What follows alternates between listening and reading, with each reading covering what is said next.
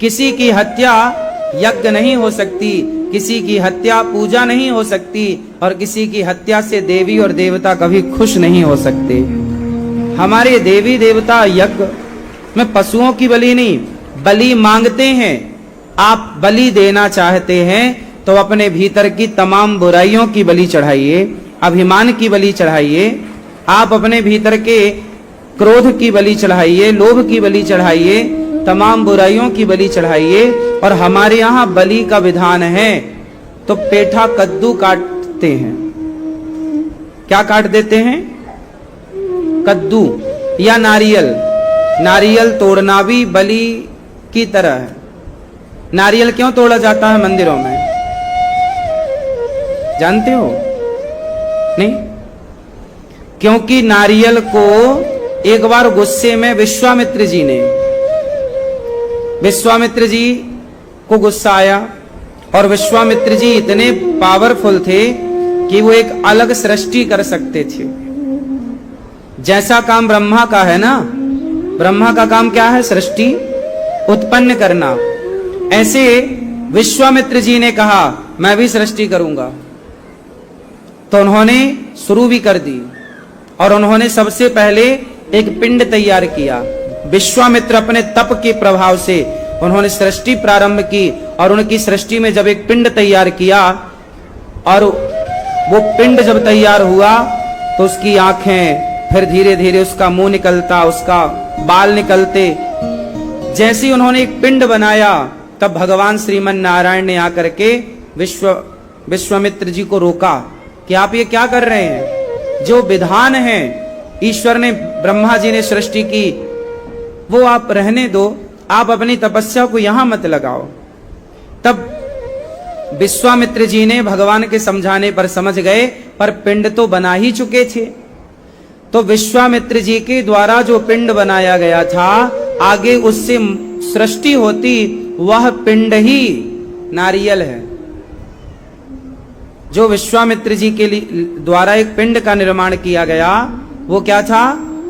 नारियल। अब आप देखिएगा, माँ के पेट में पानी होता है, गर्भाशय में जब बच्चा जिस झिल्ली के अंदर, जिसके अंदर होता है, उसमें क्या होता है?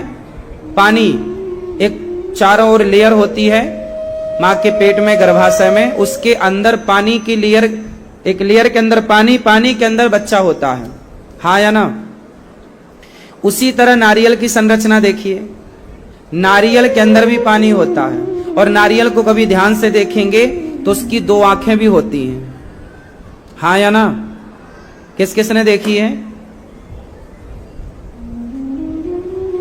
नारियल के अंदर क्या होती है?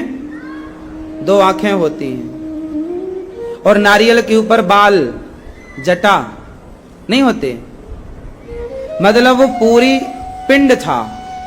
वो शुरुआती सृष्टि में विश्वामित्र जी ने एक अलग प्रकार की सृष्टि बनानी चाहिए, और विश्वामित्र जी की सृष्टि को भगवान ने रोका, तो ब्रह्मा जी इत्यादि सब गए, समझाए, और विश्वामित्र जी की जो सृष्टि थी उसे वहीं के वहीं छोड़ दिया गया। इसलिए जब भी आपको बलि देना हो तो आप किसी जीव की हत्या ना करके विश्वामित्र जी की बनाई सृष्टि, मतलब नारियल की बलि दे दें आप, वो बलि मानी जाएगी। इसलिए हम लोग कोई भी शुभ कार्य करते हैं तो नारियल जरूर तोड़ते हैं। गाड़ी लेकर आए तो उसके टायर के नीचे नारियल, नया घर बनवाया तो नारियल। कोई भी शुभ कार्य होता है हिंदुओं के यहाँ क्या फोड़ा जाता है? नारियल। क्यों? क्योंकि नारियल विश्वामित्र जी की सृष्टि है, वो एक पिंड है, और उसको तोड़ दिया मतलब हमने बलि दे दी, हाँ या ना? हमें किसी बकरे को काटने की जरूरत नहीं है, हमें किसी जीव की हत्या करने की जरूरत नहीं है। जो ब्रह्मा जी की सृष्टि बनी थी, आज वो सृष्टि है, आप बिल्कुल बलि दीजिए, तो नारियल की बलि दीजिए। दूसरे नंबर पर कद्दू की बलि होती है, पेठा कद्दू होता है ना, कद्दू की बलि। नारद जी ने समझाया कि सुनो, ये जो आप कर रहे हो ना बिल्कुल गलत है। गलत काम कर रहे हो। आपको इस तरह से किसी की हत्या करने का अधिकार नहीं है। आज भी आप में से कितने लोगों के यहां आसपास बकरे की बलि चढ़ाने की परंपरा है, और मंदिरों में देवी देवताओं के नाम पर बकरों की बलि चढ़ाई जाती है? किस किस के यहां चढ़ती है? आप क्या चढ़ती है बकरे की बलि? तो आप लोगों के यहां जो बलि चढ़ती है वो परंपरा सही है या गलत है? जोर से, सही है? मैया आपके यहां भी चढ़ती है? आपके यहां चढ़ती है बकरे की बलि? परिवार में चढ़ती है। तो आप लोग समझाओ सबको, ये जो परंपराएं हैं गलत परंपराएं चली आ रही हैं। लोग क्या कहते हैं, हमारे बाप दादे करते आए हैं, हम भी करते जा रहे हैं। भाई बाप दादे जो करते आए हैं, यदि वो गलत करते आए हैं तो तुम गलत करते जाओगे। जरूरी नहीं है कि तुम्हारे बाप दादों ने हर रिवाज सही बनाया हो, जरूरी नहीं है कि हर परंपरा सही हो, जरूरी नहीं है कि सारा सबका मत सही हो। भाई भगवान श्री कृष्ण ने नंद बाबा से कहा कि बाबा यशोदा मैया, ये आप किसकी पूजा कर रही हैं? मैया ने कहा हम इंद्र की पूजा करती हैं। नंद बाबा के यहां भी एक गलत रिवाज था। वो रिवाज क्या था कि वो लोग इंद्र की पूजा करते थे। साल में एक बार किसकी पूजा करते थे? इंद्र की। तब भगवान कृष्ण ने कहा कि इंद्र की पूजा बंद करिए और गिरिराज जी का पूजन स्टार्ट करिए। मतलब नंद बाबा भी एक गलत परंपरा को निभा रहे थे। फिर उस गलत परंपरा को किसने बंद कराया? भगवान श्री कृष्ण ने। भगवान का अवतार ही होता है जब समाज भटक जाता है, गलत राह पर चल पड़ता है, तो भगवान को आकर सही मार्गदर्शन करना पड़ता है। भगवान अपने भक्तों को भेजते हैं या खुद आते हैं।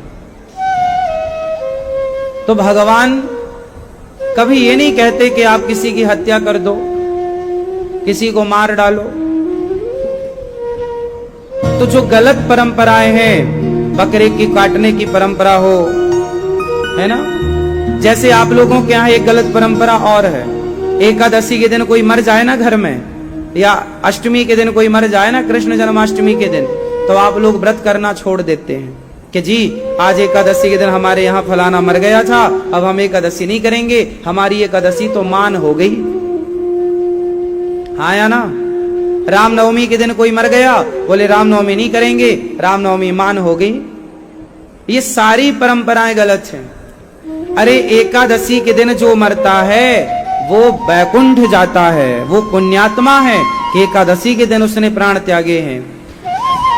तब एकादशी के दिन तो आपको, जिस दिन मरा है उस दिन आप विधि विधान पूजा पाठ मत करो घर में, लेकिन जो नेक्स्ट एकादशी आएगी उसमें आप अपनी एकादशी रेगुलर करिए।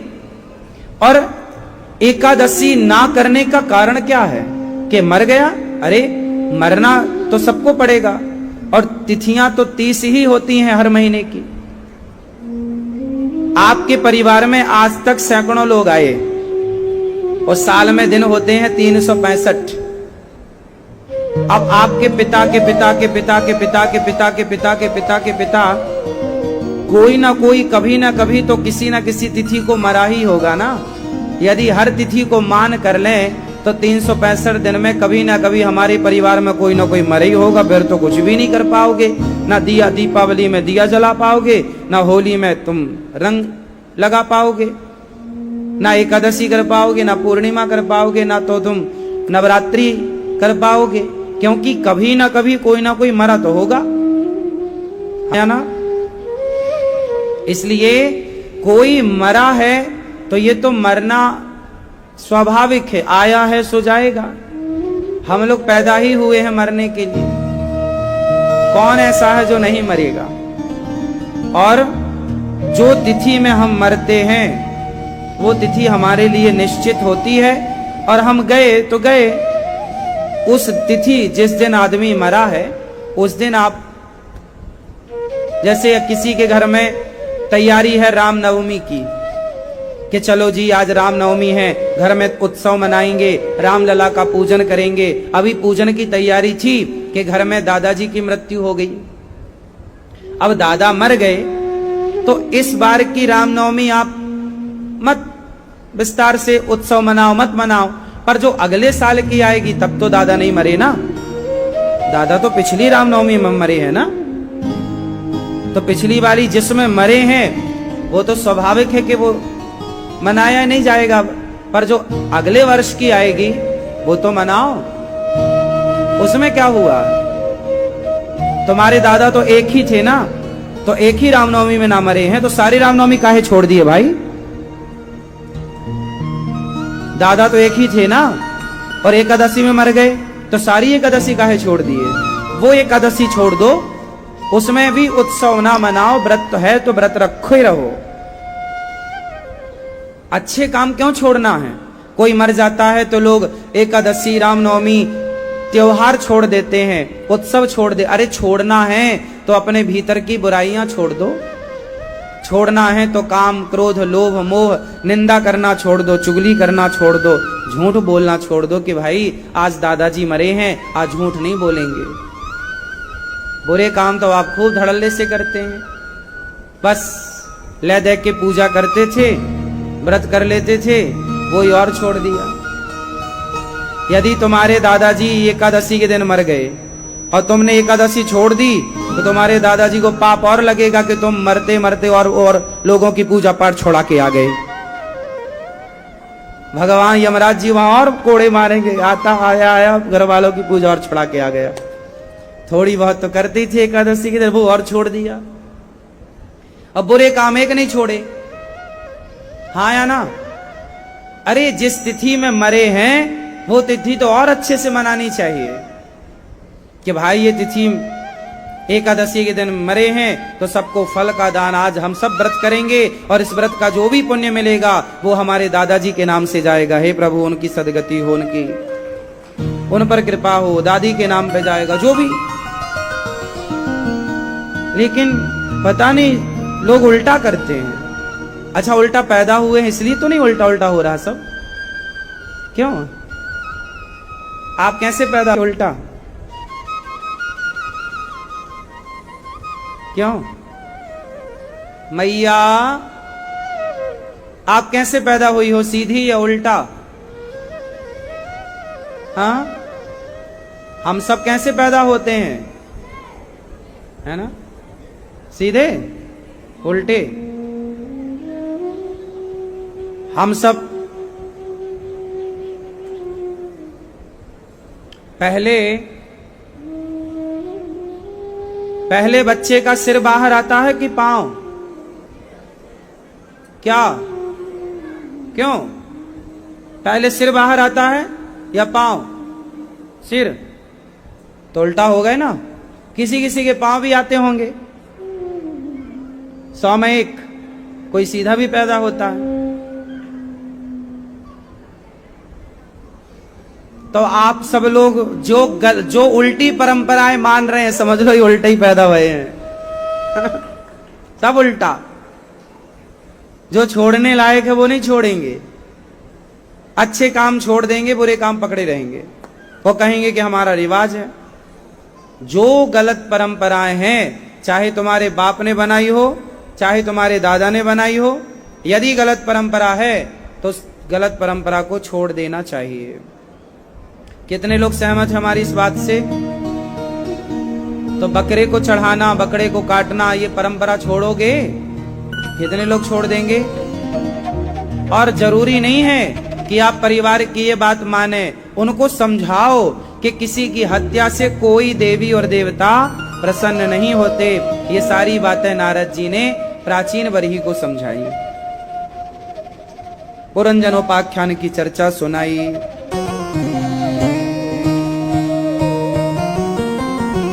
प्रियव्रतो दोनों भगवत धाम को, प्राचीन बरही भगवत धाम को गए नारद जी के उपदेश से।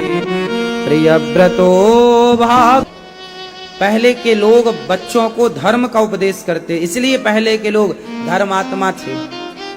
आज के लोग पापात्मा हैं। क्योंकि धर्म का उपदेश नहीं होगा। देखो, किसान खेत में बीज ना बोए, किसान खेत को जुताई ना करे, बुवाई ना करे। अच्छा, किसान यदि खेत में अनाज ना बोए, बीज ना बोए, तो खेत खाली रहेगा कि भर जाएगा? जोर से, जोर से, जोर से, और जोर से।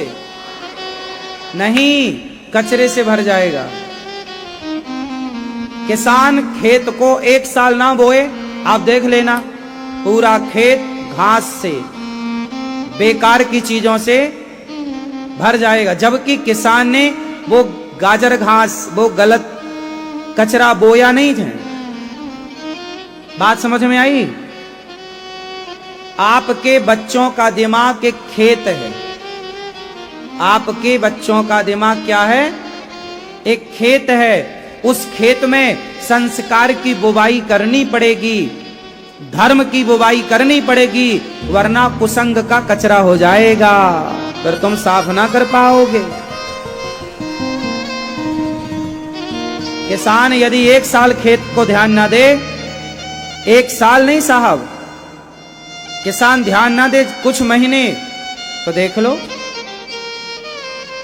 साल में 3-4 बार जुताई करता है खेत की किसान, फसल बोने के पहले और फसल काटने के बाद। अब जितनी फसल बोएगा, कई बार तो 2-2 बार जुताई करता है वो। अब गर्मी में किसानों ने सारे खेतों को जुताई करके छोड़ दिया ताकि सारी घास सूख जाए। हाँ या ना? नहीं करेगा। तो जैसे ही पानी बरसेगा आषाढ़ का पहला पानी बरसते ही यदि जुताई ना हुई तो पूरा एक पानी में पूरा खेत भर जाएगा घास से, कचरे से। हाँ या ना? हाँ या ना? सही है। बस यही हाल आपके दिमाग का। आपका दिमाग एक खेत है। किसान को जुताई करके बुवाई करनी पड़ती है। बोया जाएगा, तो जब बोया हुआ अंकुरित होगा तो किसान क्या करता है? बोने के बाद उसका फसल तो पैदा होती है, संग संग कचरा भी पैदा हो जाता है। फिर क्या करता है किसान? उसकी कचरा को खाड़ता है, निंदाई करता है। धान बोई जाती है तो क्या होती है? क्यों जी, निंदाई जानते हो? निंदाई, आप निंदाई जानते हो? क्यों निंदाई जानते हो? कितने लोग निंदाई जानते हैं? धान बोने के बाद उसके अगल बगल का कचरा किसान उखाड़ता है, मजदूर लगाता है, सारा कचरा उखड़वाता है। अच्छा, एक बात और है कि धान का कचरा भी बिल्कुल धान जैसा होता है। वो जो जानकार लोग हैं वही उसको पकड़ पाते हैं कि ये कचरा है और ये धान और कचरे में अंतर होता है, लेकिन दिखता एक साथ अंतर होता है थोड़ा सा। वो जो जानकार हैं वो तो अंतर पकड़ पाएंगे, वरना लोग धान ही उखाड़ डालेंगे। तो कचरा ज्यादा होता है, फसल कम होती है। फिर किसान उसे निदाई करता है, मतलब कचरे को हटाता है। बस यही है कि जब आप सत्संग करें तो आप कचरे को नींदते रहें, मतलब आप अपने अंदर आने वाले हर गलत विचारों को हटाते रहें, डिलीट मारते रहें, हर नेगेटिविटी को समाप्त करते रहें, वरना इतनी नेगेटिविटी अंदर भर जाएगी कि आप गलत कदम उठाने पर मजबूर हो जाएंगे। तो माँ बाप का धर्म केवल बच्चे पैदा करना नहीं कि बस तुमने ढेर लगा दिए। बच्चे पैदा करके उन्हें सुसंस्कारी बनाना है। समय समय पर उनको संस्कार का बीज बोकर, और जो गलत उसके अंदर कचरा आ गया है, मीन्स गलत थॉट आ गए हैं, वो हटाना, वो हटाना। संगत अच्छी हो। माता पिता की गलती क्या है? आजकल के माँ बाप, अच्छा आजकल बच्चे गलत हैं या माँ बाप गलत हैं? बताइए, बच्चों की गलती कहां है और माता पिता की गलती कहां है? ज्यादा गलती किसकी है? माँ बाप की गलती क्या है? आजकल सबसे बड़ी गलती माँ बाप की ये है, अभी परसों के दिन एक बालक ने मेरे से प्रश्नोत्तरी में प्रश्न किया। बोले महाराज, मेरे पिता वो कॉलेज का स्टूडेंट था, कॉलेज का विद्यार्थी था। उसने बोला गुरुजी, मैं अपने पिता का, मुझे मेरे पिता अच्छे नहीं लगते, मुझे मेरा बाप अच्छा नहीं लगता। क्या अच्छा नहीं लगता? बोले स्वभाव। मैं अपने बाप को बिल्कुल, उस बच्चे ने कहा कि मेरे पिता ने मेरे पर कोई ध्यान नहीं दिया, तो मुझे भी पिता से नफरत हो गई। बच्चों को ध्यान से, बच्चों पर आपने ध्यान नहीं दिया, बच्चों को आपने सही मार्ग नहीं दिखाया, बच्चों को बच्चों के भरोसे छोड़ दिया, जाओ ना। ये बच्चे कल को आपके, अच्छा एक बात याद रखना, बच्चे बड़े होकर सबसे पहले अपने बाप के दुश्मन बनते हैं, फिर दूसरे नंबर पर अपनी मां के। 100% तो ये नहीं है, पर 80% है। जैसे ही बच्चे होश संभालते हैं, सबसे पहले वो अपने बाप को दुश्मन मानने लग जाते हैं। इसका सबसे बड़ा कारण क्या है? थोड़ा और क्या कारण है? कभी आपने रिसर्च करी इस बात पर? बच्चे अपने पिता के दुश्मन क्यों हो रहे हैं? इसका सबसे बड़ा कारण है कि आजकल का पिता अपने बच्चों को बिल्कुल समय नहीं दे रहे हैं। ना तो माँ बाप बैठ के बच्चों को कोई कहानी सुना रहे हैं, ना कोई अच्छी बातें सुना रहे हैं।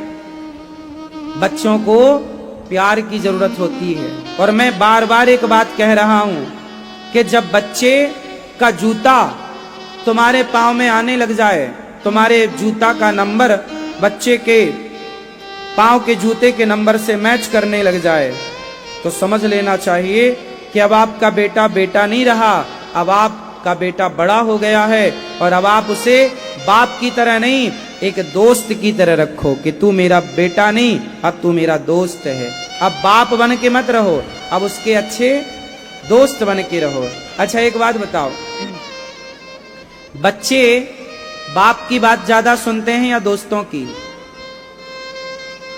जोर से। बच्चे बाप की बातें ज्यादा सुनते हैं या दोस्तों की? जोर से। किसकी? दोस्तों की। क्यों? बाप की क्यों नहीं सुनते? क्योंकि बाप की गलती यह है कि बाप कभी दोस्तों की तरह अपने बच्चों से व्यवहार करता ही नहीं। बाप कभी अपने बच्चों से दोस्तों की तरह व्यवहार, अरे बाप को बाप की तरह नहीं, मित्रवत व्यवहार करना चाहिए, दोस्त की तरह। यदि आप ऐसे बाप हैं तो आप सबसे अच्छे बाप हैं। आप केवल बाप नहीं, कई बार बाप ना बच्चों को मार देता है, बच्चे बड़े हो गए, आपने मार दिया। आप क्या कहते? जो मैं कह रहा हूं तू वैसा कर। क्यों? फिर बच्चे को क्या लगता है, यार ये मेरा दुश्मन है, मैं क्यों करूं तुम्हारे हिसाब से? उसकी भी कुछ अपनी इच्छाएं हैं, उसका भी कुछ अपना मन है, अपना मत है। देखो बात कहना तो है, डॉक्टर बच्चों को दवाई देता है, और जब माँ बच्चों को दवाई खिलाती है तो कैसे खिलाती हो? गोली खा लो फिर लड्डू देंगी। दवाई को शहद में मिला के। क्यों? शहद में क्यों मिलाई जाती है दवाई? शहद पिलाना उद्देश्य नहीं था, दवाई खिलाना उद्देश्य था। चूंकि दवाई कड़वी थी तो उसको मिठास के साथ देना था। बात समझो। आप जितने पिता यहां बैठे हैं, आप अपने बच्चों को सही गाइड करो, मार्गदर्शन दो, पर कड़वाहट के साथ नहीं, मिठास के साथ। आचरण में कड़वाहट ना हो, कर्कशता ना हो, आचरण में मिठास हो। बच्चों को ये ना लगे कि ये हम पर दबाव बनाया जा रहा। प्यार प्यार से वो समझा दो जो कोई और ना समझा पाए। तुम्हारे बच्चों को कोई गलत चीज समझा दिया तो फिर तुम समझाते रहना, वो ना समझेंगे। बहुत बड़ा विज्ञान है ये जो मैं आपको बोल रहा हूं।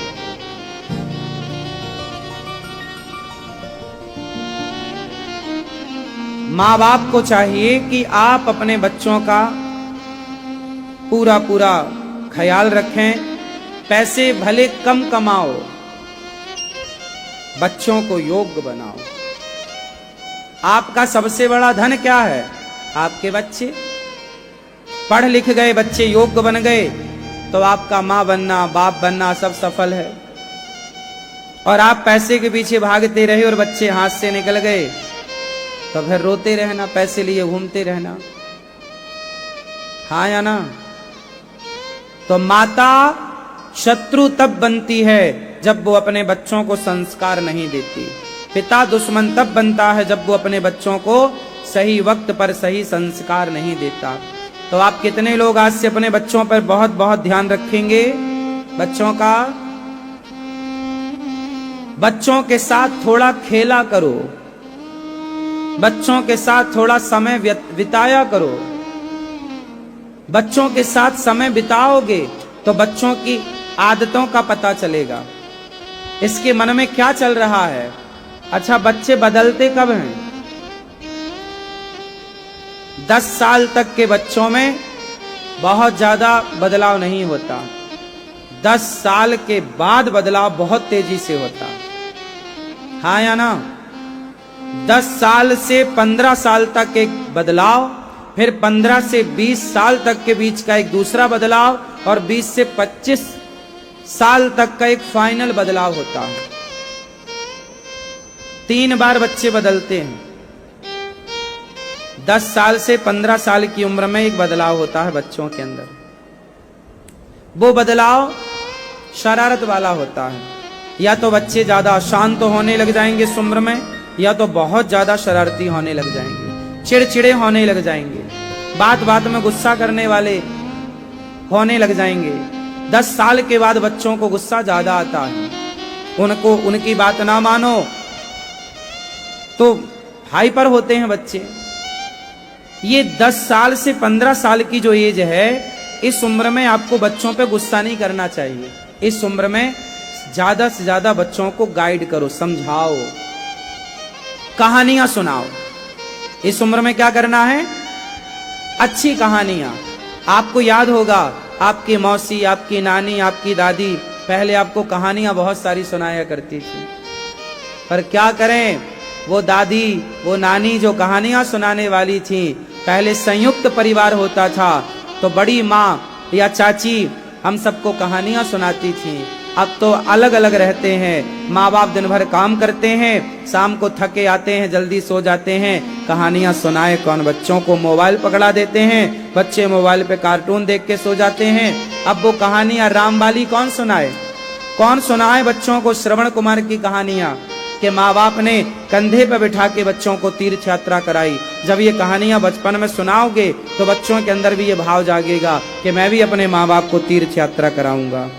जब कहानियां ही नहीं सुनाओगे, पहले कहानियां सुनाते थे। हरिश्चंद्र की एक राजा थे, बड़े सत्यवादी थे, सत्य के लिए बाजार में बिक गए। ये सारी कहानियां पहले की दादी अम्मा सुनाया करती थी।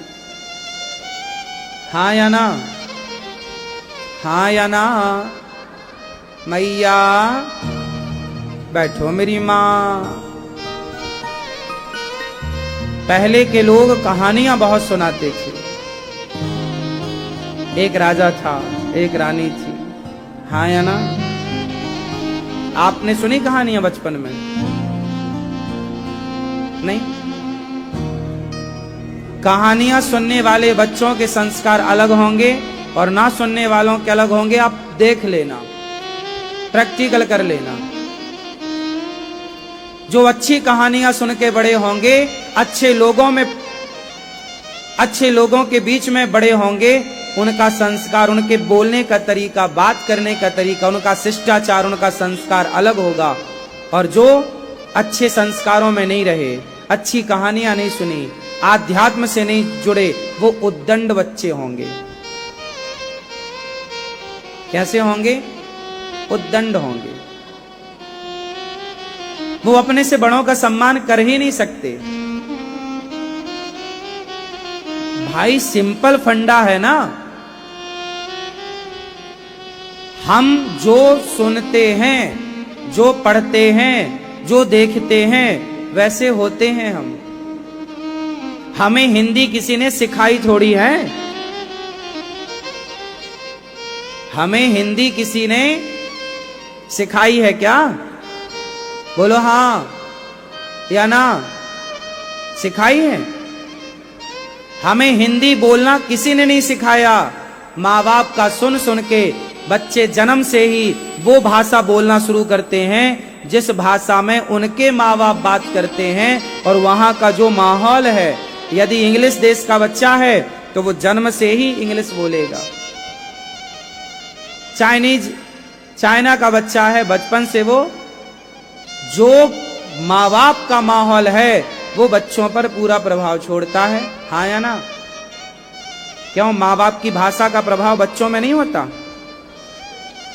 हाँ या ना? और ये प्रभाव सारी जिंदगी रहेगा। आप फिर इसके बाद कितना भी लंदन जापान घूम लो, लेकिन आपने बचपन जिस भाषा में गुजारा है, आप वो भाषा फिर कभी भूल नहीं सकते। और वो भाषा मेरी भाषा वो भाषा है जो मेरे माँ बाप की भाषा थी। आपकी भाषा वो भाषा है जो आपके माँ बाप की थी। हाँ या ना? माँ बाप से भाषा आती है तो केवल भाषा नहीं आती, माँ बाप से आचरण, माँ बाप से संस्कार भी तो आते हैं ना मेरी माँ। सब कहां से आएगा? कहां से आएगा? उत्तर दो। हाँ या ना? तो आप यदि उद्दंड हैं, नालायक हैं, तो दोष किसका है? आपके माँ बाप का। वो भी उद्दंड होंगे। यदि बच्चा उद्दंड है, जरूरत से ज्यादा नालायक है, तो माँ बाप भी होंगे, क्योंकि सब कुछ उन्हीं से सप्लाई हो रहा है। आपके अंदर जो खून है वो भी माँ और बाप दोनों का ही तो है। हाँ या ना? सब चीजें कुछ ना कुछ, कहीं ज्यादा तो कहीं कम। इसलिए बच्चों को आप बहुत अच्छे संस्कार दे सकते हैं, आप यदि ठान लें तो। जो जैसा पाप करता है वह वैसे नरक में जाता है। नरक बहुत प्रकार के होते हैं, 28 मुख्य। अजामिल जैसा पापी भगवान के नाम का सहारा लेकर पार लग गया।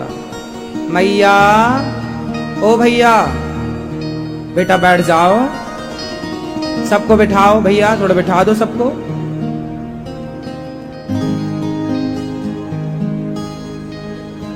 बैठो।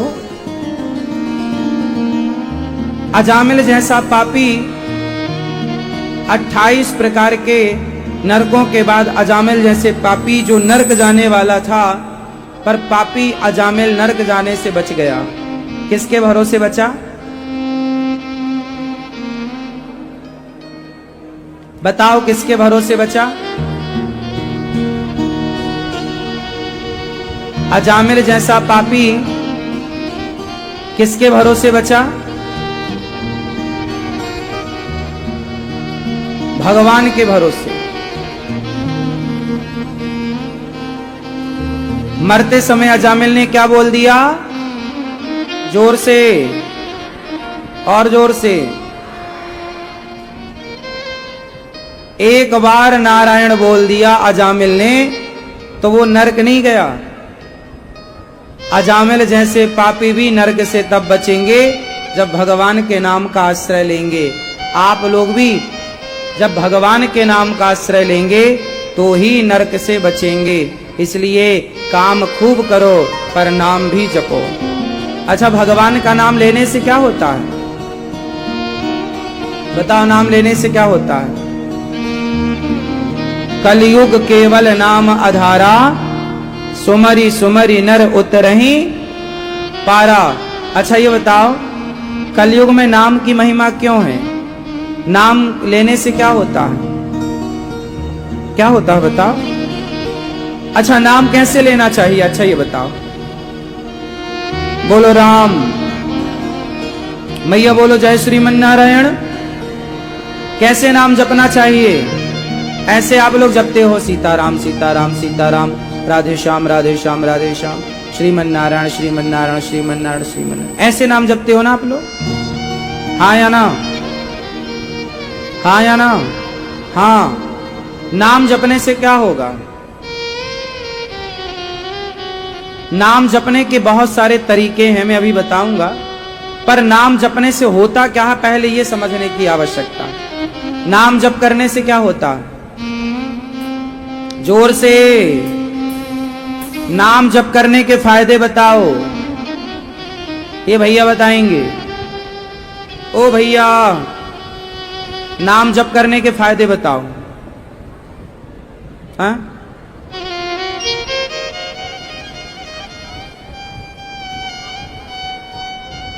क्या फायदे हैं? नाम जप करने से क्या फायदा होता है?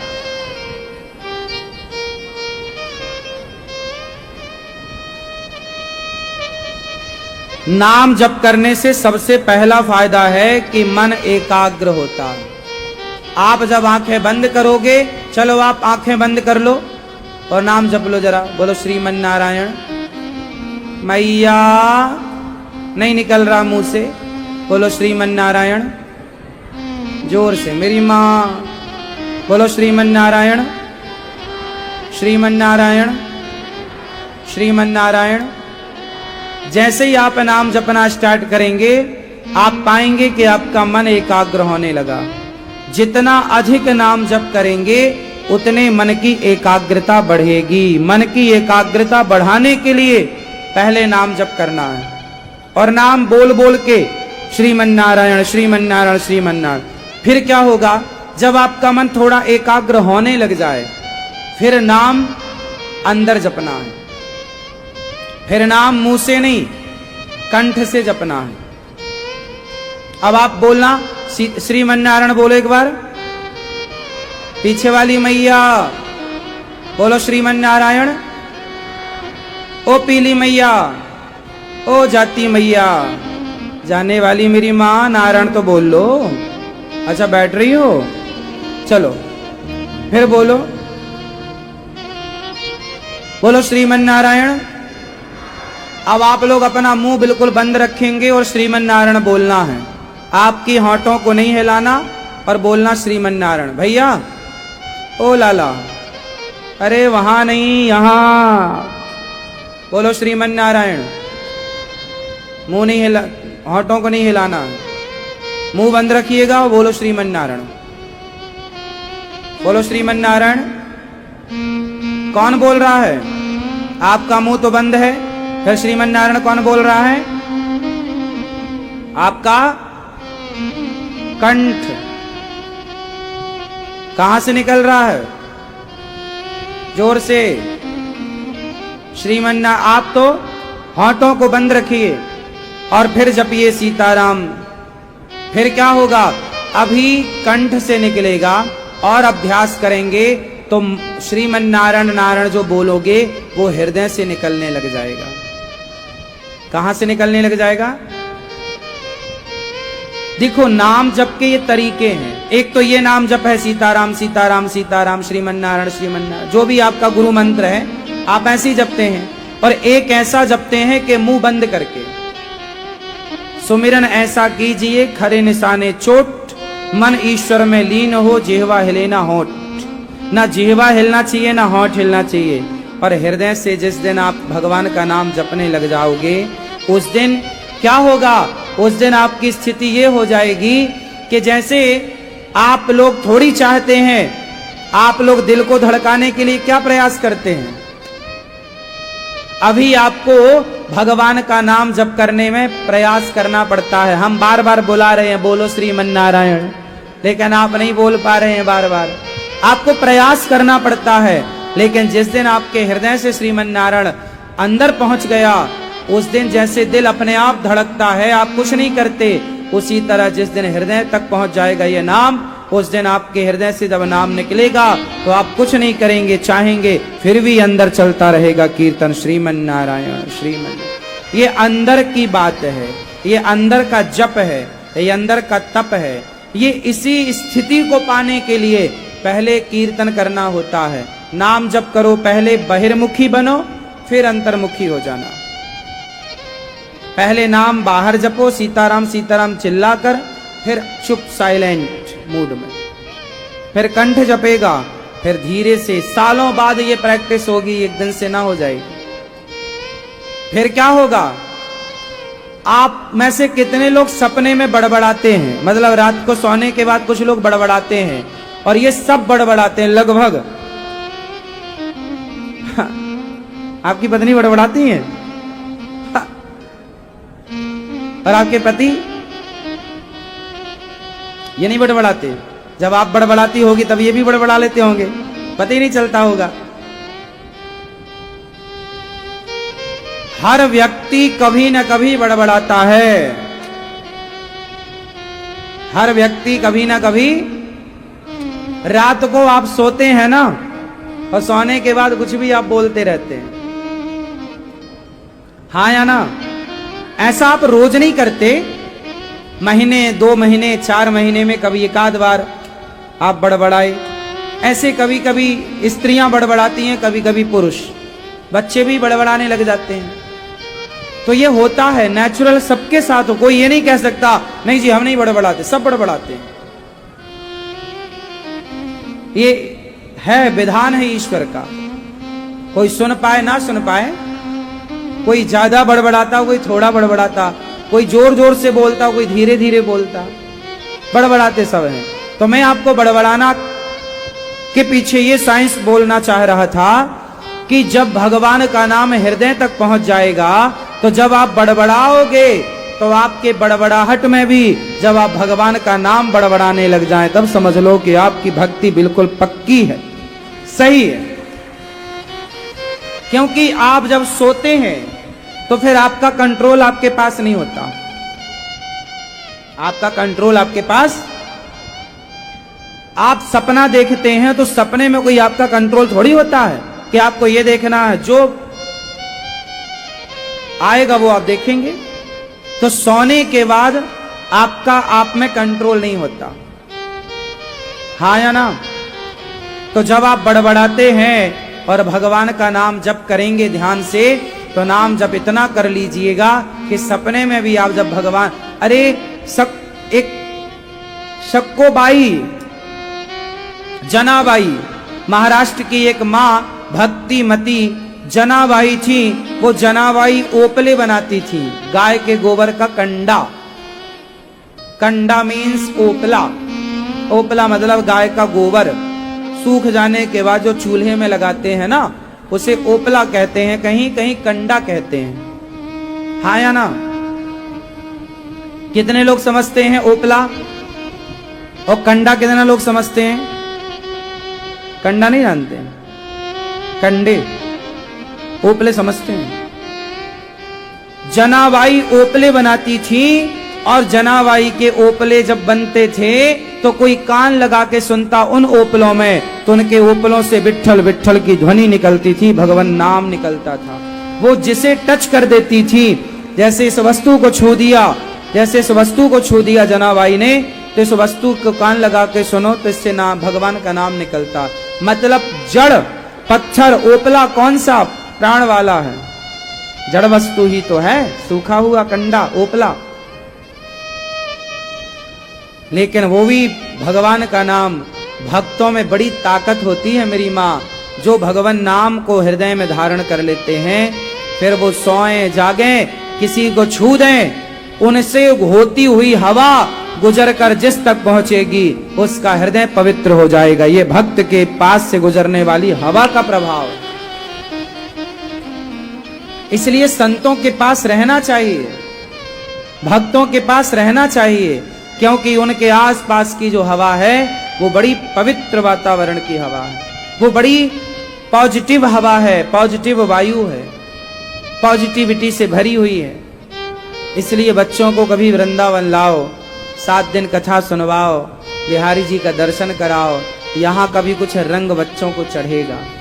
सत्संग से जोड़ देना मेरी माँ, वरना फिर आप संभाल ना पाओगी बच्चों को। अजामिल जैसा पापी नाम, एक अजामिल की पत्नी अपनी अच्छी पत्नी को छोड़कर वैश्या के संग अजामिल रहने लग गया। वैश्या के संग 10 बच्चे पैदा किए और सबसे छोटे बच्चे का नाम क्या रखा अजामिल ने? क्या नाम रखा? मैया। क्या नाम था अजामिल के बेटे का? आप बताओ। अजामिल के बेटे का नाम क्या? आवाज आ रही है आपको? तो बताओ, अजामिल के बेटे का नाम क्या था? नहीं, नारायण। क्या नाम था? अजामिल ने मरते समय किसे बुलाया? बेटे को। बेटा नारायण दूरे क्रीडन का सक्तम पुत्रम नारायणा वयम। जब नारायण बेटे को बुलाया तो बेटे नारायण ने तो नहीं सुना, भगवान श्रीमन नारायण ने सुन लिया, क्योंकि उसने नारायण नहीं बोला, नारायणाय बोला। नारायण का अर्थ अलग है और नारायणाय का अर्थ अलग है। आप बोलो नारायण और अब बोलो नारायणाय। बोलो नारायणाय। क्या मतलब हुआ? नारायण का मतलब हुआ भगवान नारायण, पर आपने बोला नारायणाय, इसका अर्थ हुआ हे श्रीमन नारायण आओ। हे प्रभु, नारायण में णाय जोड़ दिया तो अर्थ बदल गया, अर्थ हो गया हे नारायण। हे नारायण, जोर से, हे नारायण आओ। भगवान का नाम नारायण है, पर बुलाया हे नारायण आओ। अजामिल ने मरते समय भगवान को बुला, अजामिल ने भगवान का नाम नहीं लिया, भगवान को बुलाया। अजामिल ने भगवान को जोर से बुलाया, और जब बुलाया तो भगवान आए।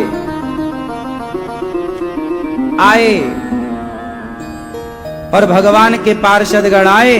अजामिल और यमदूतों का पार्षदों का संवाद हुआ।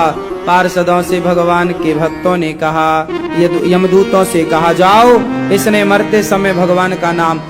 यमदूतों ने कहा ये तो पापी है, सारी जिंदगी इस अजामिल ने पाप किया, आप इसे स्वर्ग क्यों ले जाना चाहते हैं? बोले सारी जिंदगी भले इसने पाप किया हो, पर मरते समय इसने भगवान का नाम लिया है, इसलिए इसका उद्धार हो गया।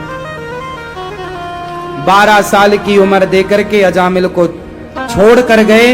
अजामिल को यमदूत लेकर नहीं, पार्षदगण लेकर नहीं गए, बल्कि एक नाम के बल पर 12 साल की आयु देकर गए कि जाओ अब 12 साल में और अब अच्छा काम करो। एक मौका, एक नाम लेने पर एक मौका मिला। ये मानव का शरीर ना एक मौका है, चाहे बना लो चाहे बिगाड़ लो।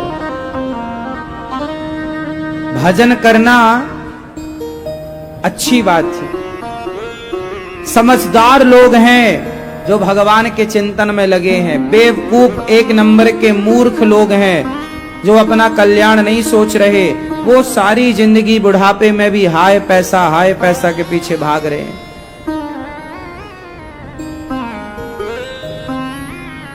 संसार के पीछे भागने वाला मूर्ख है, भगवान के पीछे भागने वाला समझदार है। समझदार हैं आप लोग कि भगवान के धाम में आ गए। मूर्ख हैं वो लोग जो सारी जिंदगी पैसे के पीछे भाग भाग कर मर जाते हैं। ना जीने का सुख मिला, ना मरने का सुख मिला।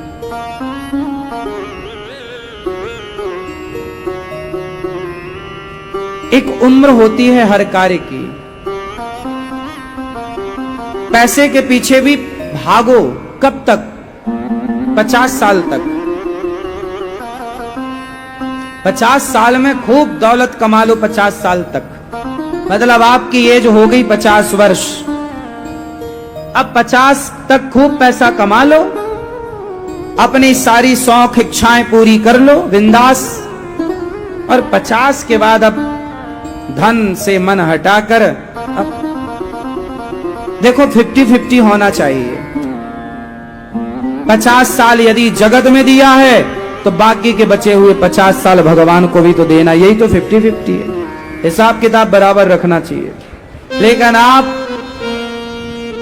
80 साल तक पैसे के पीछे भागते हैं। 95 साल का बूढ़ा भी पैसों की गड्डियां और तिजोरी की चाबी संभाल के रख रहा है। बुढ़ापा भी अच्छा, मैंने सुना है बुढ़ापे में जवानी से ज्यादा लोभ आता है। ये बात सही है क्या या गलत है?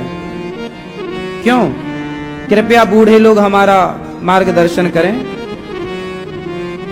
बुढ़ापे में लोभ लालच जवानी से ज्यादा होता है, ये बात सही है? लोभ बुढ़ापे में ज्यादा होता है, ये बात सही है? नहीं। क्यों? और कौन बूढ़ा है यहां आसपास? क्यों बताओ? बुढ़ापे में लोभ ज्यादा होता है क्या?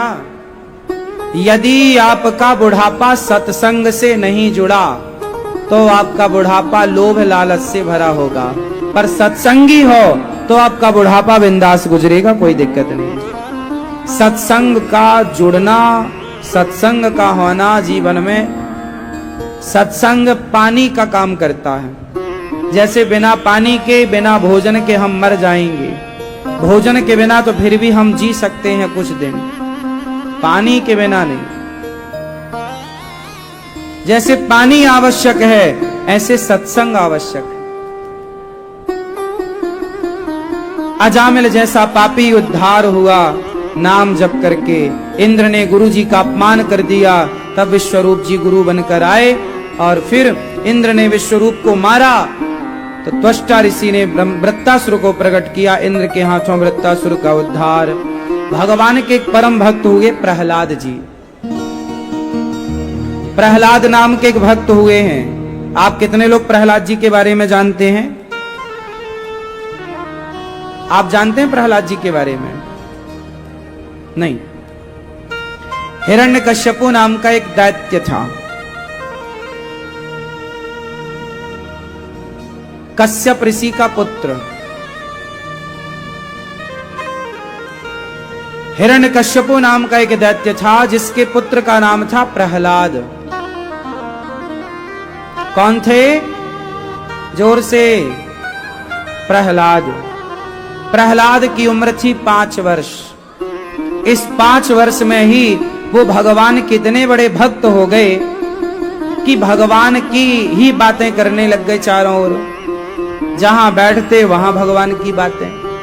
एक दिन उनके पिता ने सुना, प्रहलाद के पिता हिरण्यकश्यपु ने, कि मेरा बेटा दिन रात भगवान की बातें करता है।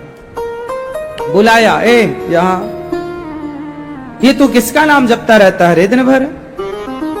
पिताजी, प्रहलाद ने कहा, पिताजी मैं उस भगवान का नाम जपता हूं जिस भगवान ने ये जीवन दिया है।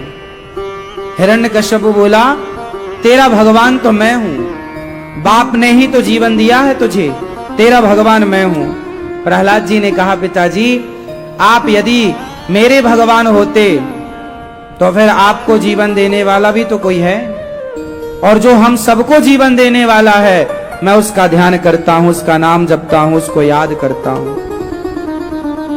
तो हिरण्यकश्यपु ने पूछा, तेरा वो कौन है जिसने ये जीवन दिया है? कौन है वो? प्रहलाद जी ने कहा, पिताजी उनका नाम है भगवान हरि, उनका नाम है भगवान श्रीमन नारायण। उन्हें हरि कहते हैं, विष्णु कहते हैं, उन्हें नारायण कहते हैं। क्षीर सागर पर लेटे हैं, लक्ष्मी जी उनके पांव दबाती हैं। वो भगवान है पिताजी, वो सबके पालन पोषण करने वाले, वही ब्रह्मा को बनाते, वही विष्णु के रूप में प्रकट होते और वही शिव को प्रकट करते हैं। वो भगवान नारायण, उनकी शरण में चलो पिताजी। आप संसार में क्यों ये अभिमान लिए घूम रहे कि मैंने सब किया, मैं ये करता हूं। आप कुछ नहीं करते पिताजी। हिरण्यकश्यपु ने बोला फिर कौन करता है?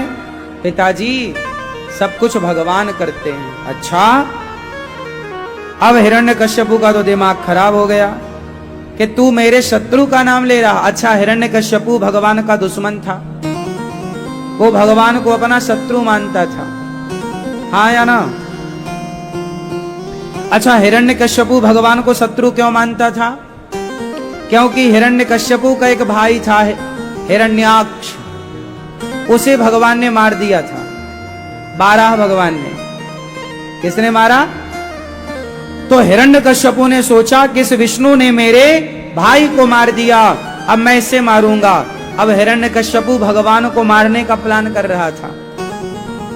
तब तक भगवान ने घर में ही भक्त को भेज दिया। अब प्रहलाद जी को खूब समझाया हिरण्यकश्यपु ने, पढ़ने के लिए शंडामर्क के पास भेजा। पढ़ लिख कर आए। हिरण्यकश्यपु ने पूछा बेटा तुमने क्या पढ़ाई की, जरा हमें बताओ। तब हिरण्यकश्यपु ने कहा क्या पढ़ा है तुमने? प्रहलाद जी ने कहा पिताजी मैंने 9 बातें बढ़िया बढ़िया पढ़ी हैं। 9? कौन कौन सी? श्रवणम श्रवणम कीर्तनम विष्णु, स्मरणम पाद सेवनम, अर्चनम वंदनम दास्यम, सख्यमात्म निवेदनम। हमने 9 बातें बढ़िया पढ़ी हैं। अच्छा बताओ भक्ति कितने प्रकार की होती है? मैया, ओ मेरी प्यारी माँ, मैया कितने प्रकार की होती है भक्ति मेरी माँ? बताओ।